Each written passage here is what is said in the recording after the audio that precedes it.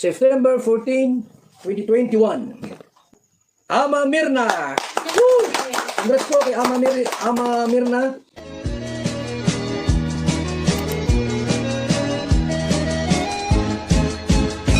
Good morning! Naku, kumustahin naman natin itong si Carla at si Jomar. Mayroon akong kutob dito mga kalingap. Sigurado yung kutob ninyo, ganun din sa kutob ko. Pero ano mang kutob yan? Ayan ay pinagpapasalamat natin dahil sila ay masasaya sa kanilang pinuntahan, masasaya sa kanilang mga pinasyalan. Hindi sila nagsisisi dahil bukang bibig nila na napakaganda ang lugar. Lagi nilang binabanggit yan, napakaganda ang lugar. Dahil napakaganda ang lugar, hindi nila sinayang yung bawat anggulo o bawat view na kanilang nakikita. Talagang picture dito, picture doon, para may remembrance syempre.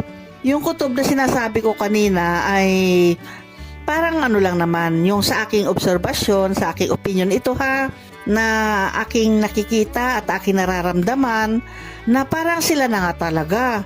Kung sila naman talaga, ay wala namang problema kasi yan nga inaabangan natin, di ba? Na sila ay magiging sila na hindi lang yan teleserye, kundi magkakatotoo na yan sa totoong buhay. Na sana nga ay talagang magkatuluyan sila. Yung kutob ko nga, ayun sila na nga, parang mag-boyfriend, girlfriend na sila. Bakit ko po nabanggit yun mga kalingap? Panoorin po ninyo ito.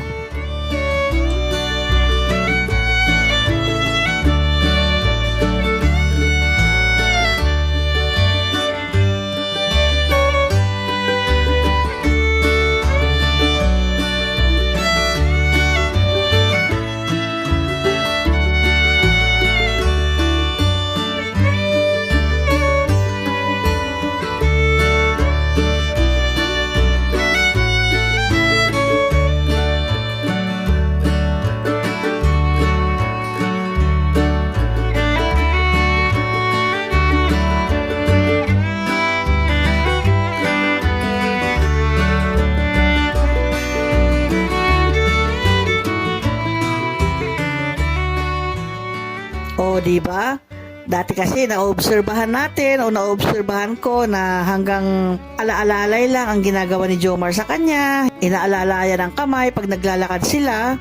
Hanggang ganyan lang yung nangyayari o nagagawa ni Jomar kay Carla.